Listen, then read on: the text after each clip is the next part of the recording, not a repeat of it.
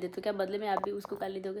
तो ननद को पायल क्यों दिया? तो इस hello everyone, welcome back to our channel Aarti Shararti vlog में आप लोगों का खूब सारा स्वागत है। तो आज है संडे, ये बात सबको पता है फिर भी मैं बता दे रही हूँ। एक्चुअली आज संडे है तो पतिदेव का छुट्टी, और घर पे संडे के दिन जानते हैं कुछ कुछ लोग आ जाते हैं, उनके फ्रेंड्स, बिजनेस पार्टनर जो भी हैं, आज के दिन सब घर पे आ जाते हैं। तो आज बहुत दिन के बाद मैं पहनी हूँ साड़ी, लगभग 1 मंथ हो गया। 1 मंथ नहीं, बस छठियार के दिन पहना था डिलीवरी के बाद, उसके बाद तो नहीं पहना। तो ये कलर थोड़ा अलग ही है, हटके, जो कि बहुत अच्छा लग रहा है। आज हेयर स्टाइल भी थोड़ा अपना ओल्ड वाला लुक में रेडी हुई हूँ मैं। तो अभी बहुत सारा काम है, तो बच्चे को लेने के लिए कोई अभी है नहीं, देखते हैं किसी को बुलाते हैं, ना मम्मी है ना पापा है। तो अभी पतिदेव बोल रहे हैं कि आज अगर तुमको काम करना है तो बच्चे को लेके काम करो, या तो काम मत करो। लेकिन मेरे बहुत दिन से, मतलब 2-3 दिन से देख रहे वॉशिंग मशीन में कुछ कपड़े वगैरह पड़े हुए थे, तो मैं सोची क्या संडे तो उसको धुलती हूँ, बट बाबू को भी लेने के लिए कोई नहीं है। बट सोच रहे कि चलते हैं छत पे चौकी है, वहीं पे सुलाएंगे, बैठेंगे और वॉशिंग मशीन ऑन करेंगे। क्योंकि कल शाम को जब धोए थे तो आधा कपड़ा रह ही गया था। तो कैसा लग रहा है मेरा पहला वाला लुक आ गया। शादी जब हुआ था तो मैं ऐसे ही हेयर स्टाइल में, मतलब ससुराल में रहती थी। स्टार्टिंग में सब लोग बीच मांग रहे थे, बट मेरा कटिंग ही ऐसा था कि बीच मांग निकलता ही नहीं था इसलिए मेरे को ऐसा रहना पड़ता था। और ये जो साड़ी मेरी ननद ने दिया था, जो जिनसे मैंने मतलब काजल पड़वाया था बाबू का, तो वही ननद ने दिया था ये साड़ी। ये कलर काफ़ी अच्छा, दीदी का पसंद, मतलब ऐसा ऐसा कलर ढूंढती है ना, एकदम थोड़ा हटके रहता है, और जिसको भी देती है उसके फेस पे एकदम से सूट कर जाता है। तो अभी मैं आज का व्लॉग ननद से ही रिलेटेड रहेगा। एक कमेंट है जिसके बारे में मैं बात कर रही हूँ। उसने लिखा कि ससुराल वाले ने जब कोई हेल्प नहीं किया डिलीवरी के टाइम, तो ननद को पायल क्यों दिया? तो इस मतलब एक पायल ही तो दिया यार, इतना भी बड़ा कोई तो नहीं था कि 10-20 हज़ार का कोई गिफ्ट दिया। वो पायल का बजट भी बस 5000 ही के अंडर ही है, मतलब 5000 के अंडर ही है, 4 और 5 के बीच का है बजट। उसका एकदम से प्राइस नहीं बताऊंगी, अच्छा नहीं लगता किसी के गिफ्ट का प्राइस है आप ऐसे बता दो। उन्होंने खुद ही पसंद किया था। तो मेरा कहना ये है कि जो अगर आपको कोई इंसान अगर आपका हक छीन लेता है, तो ज़रूरी नहीं कि आप भी उसी के साथ वैसा ही बर्ताव करो, आप उससे अच्छा बर्ताव कर देते। ये हमारा संस्कार कहता है। अगर आपको कोई गाली दे तो क्या बदले में आप भी उसको गाली दोगे? नहीं ना। तो फिर अगर मेरा किसी ने केयर नहीं किया, या फिर मेरा किसी ने हेल्प नहीं किया, बट उनका हक था कि नहीं, भतीजे का जो काजल का पढ़ाई मतलब होता है, ये जो नियम होता है, वो बुआ करती है या तो मौसी करती है। और मेरी कोई बहन है नहीं, मेरी कोई बहन ही नहीं है। सगी बहन नहीं, बोलने के लिए तो बहुत सारी फ्रेंड है जिसको हम लोग बहन बोलते हैं, बट ये जो होता है ना, मुझे लगता है कि जिसका हक है आप उसी से करवा लो तो ज़्यादा अच्छा रहेगा। भले ही किसी ने नहीं किया, बट मेरे मम्मी पापा ने ये संस्कार नहीं दिया। मेरे मम्मी पापा बोलते हैं कि नहीं, तुम्हारे साथ अगर कोई गलत करे तो ज़रूरी नहीं कि तुम भी उसके साथ ही गलत हो, तुम उसके साथ सही करो। कहीं ना कहीं उसको भी कभी ना कभी फील होगा, गिल्टी फील होगा उसको भी, सामने वाला को भी, कि नहीं यार मैंने इसको नहीं किया, फिर भी सामने वाले बंदे ने इतने अच्छे से मुझे ट्रीट किया, अच्छा लगा ऐसे करके।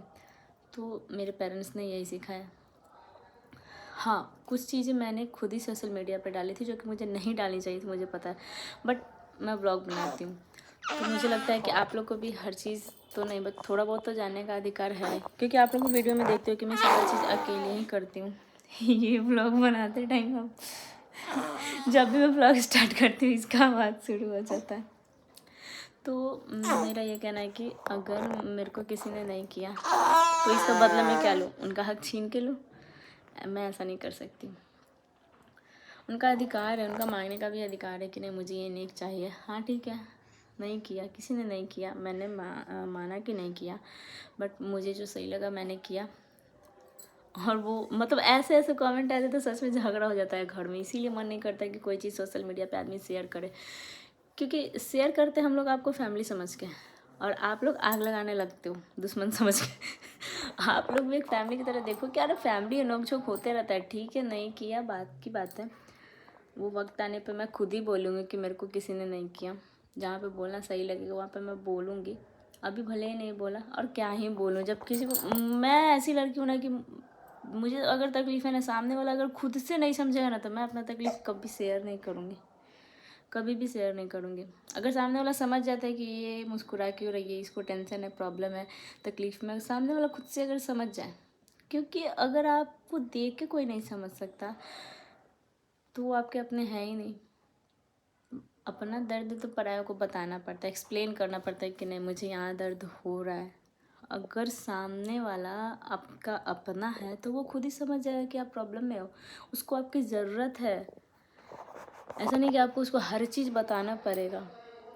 और कभी ना कभी मैंने बताया और बताने पे भी किसी ने नहीं सुना, तब फिर काय को बताना, फिर क्यों बताना भाई, फिर तो आप छोड़ दो, सब भगवान पे छोड़ दो, सब भगवान देख लेता है, सही होता है, जो होता है अच्छे के लिए ही होता है। दुख भी आता है हमारे ज़िंदगी में तो कुछ जो नकली चेहरे होते हैं ना, जो मुखौटे वाले जो चेहरे होते हैं ना, वो दिखाने के लिए आता है कि इस वक्त पे आपके साथ क्या क्या हो रहा है, भगवान क्या दुख दे रहा है और इंसान आपके साथ कैसा बर्ताव कर रहा है। ये दुख भी आता है कुछ हमें सिखाने के लिए, तो दुख में घबराना नहीं चाहिए, रोना नहीं चाहिए, उस दुख से कुछ सीखना चाहिए, उससे कुछ सीखो ताकि अगली बार जो दुख आए या फिर कुछ तकलीफ़ रहे, कुछ भी प्रॉब्लम हो, तो उसमें आपको कैसे रहना है, सहना है, ये चीज़ करना चाहिए, ना कि उसमें घबराना चाहिए। और कुछ टाइम पहले मैंने खुद ही वीडियो डाला था, मुझे अच्छे से याद है, मैंने वीडियो डाला था, मैं किसी बात से नाराज़ थी, अपनी एक ही ननद से नाराज़ थी, मैंने किसी का नाम नहीं लिया था, बस वो रिश्ता बताया था कि रिश्ते में मेरी ननद है। तो मैं उस टाइम नाराज़ थी किसी चीज़ को लेकर के, क्योंकि मुझे बहुत बुरा लगा था और मैं सामने से बोल नहीं पा रही थी। आप लोग ही समझो कि मैं नहीं बोल पा रही थी। सामने वाले ने अगर सामने वाला कोई गलत भी करता है तो मैं नहीं बोल पाती हूँ कि आप मेरे साथ गलत कर रहे हो।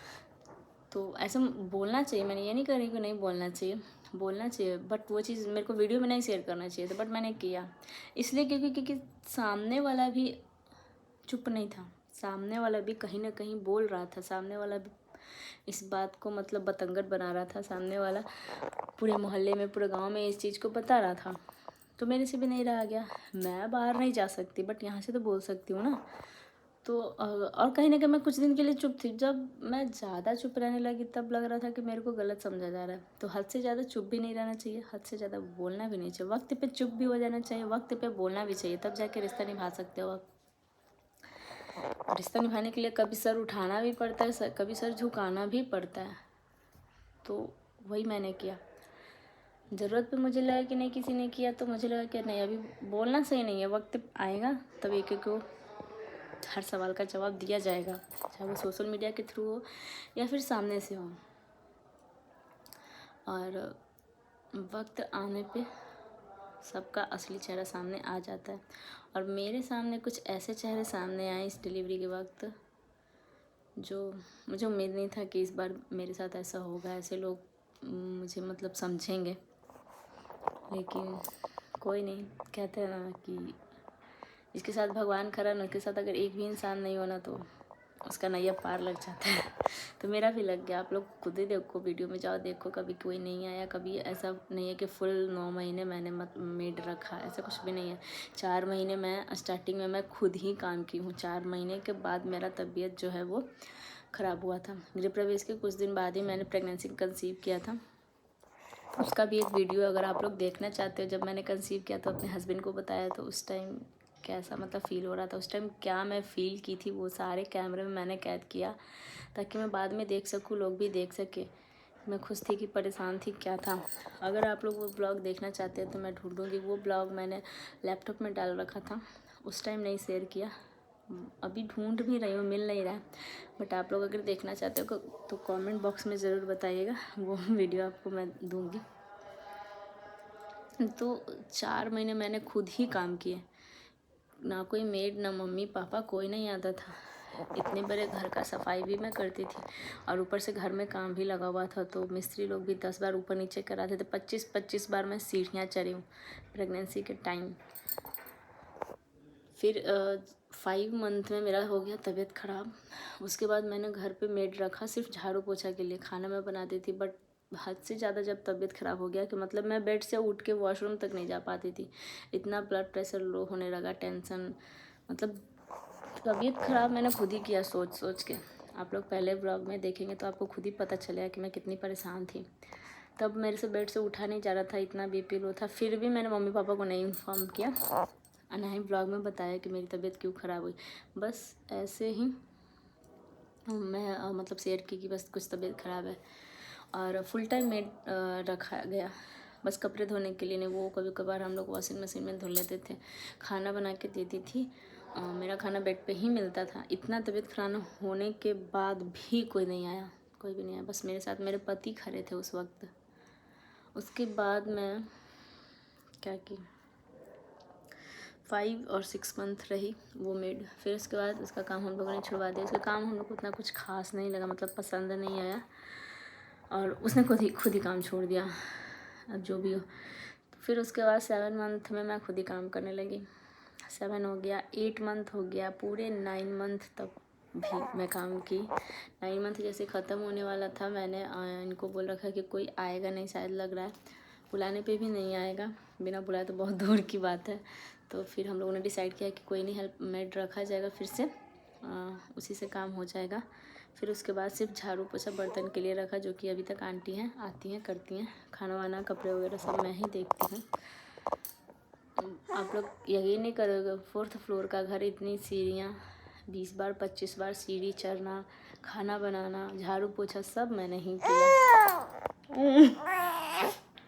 उसके बाद ये आया और ये मेरा हेल्प करने का काम मैं करती हूँ, थक ये जाता है। तो मेरी स्टोरी कुछ ऐसी ही रही इस बार की। सब लोग बोलते हैं इसको क्या, इसको तो एकदम से आराम है, घर में सास ननद है नहीं है, ये दुख है, ये सुख वाला चीज़ नहीं है। रहना चाहिए इस टाइम, और किसी टाइम रहे या ना रहे, इस टाइम हर को आसपास एक औरत होनी चाहिए जो आपकी फीलिंग समझ सकते। हस्बैंड हर फीलिंग नहीं समझ सकते, प्रेगनेंसी की हर चीज़, हर दर्द वो आपको महसूस नहीं कर सकती। वो औरत ही होती है जो एक औरत का दर्द समझती है। लेकिन यहाँ पे औरत ही औरत की दुश्मन है, ये मैंने रियलाइज़ किया इस बार, मुझे खुद हुआ ये दर्द, और देने वाले भी औरत ही तकलीफ़। इस टाइम भी कोई नहीं समझा, फिर भी मेरे स्माइल, करोड़ों की स्माइल है ये। जिसको कितना भी दुख दे दो, ये चेहरा मुस्कुराता ही रहता है। तो गाइस अब इसी के साथ इस व्लॉग को करते हैं एंड, चलते हैं अब छत पे धूप में बाबू को लेकर के।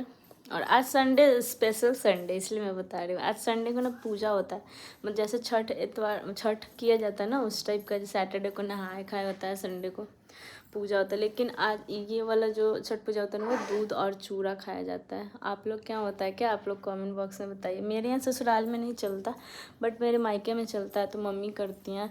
सैटरडे को जैसे छठ पूजा में नहाए खाए होता है ना, वैसे खाना बनता है। फिर संडे को फास्टिंग रहता है, शाम को दूध और चूड़ा और मीठा। वो दूध एकदम गाय का बच्चा जो रहता है ना, वो वाला दूध होना चाहिए, गाय का दूध होना चाहिए, और उस गाय का बच्चा भी होना चाहिए। तो ऐसे होता है। और एक संडे होता है ना गर्मी के दिनों में, इतवार, उसमें भी ऐसे नहाए खाए होता है, और उसमें अर्घ दिया जाता है, जैसे छठ पूजा करते हैं ना वैसे। तो आप लोग क्या, कैसे कैसे होता है, आप लोग कमेंट बॉक्स में बताइएगा। और किसके किसके यहाँ चलता है इतवार, बताइएगा। संडे तो नहीं बोल सकते, इतवार ही बोलते हैं, जो कि बहुत अच्छा लगता है। बट मेरे ससुराल में नहीं चलता। और जो लोग छठ पूजा करते हैं उनको करना ज़रूरी होता है, बट मेरे ससुराल में ना सूट नहीं करता, कुछ न कुछ हो ही जाता है, इस वजह से चलता नहीं है, मतलब मान रहता है।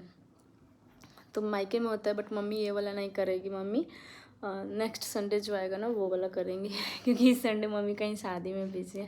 तो चलिए अब इस व्लॉग को यहीं पे एंड करते हैं।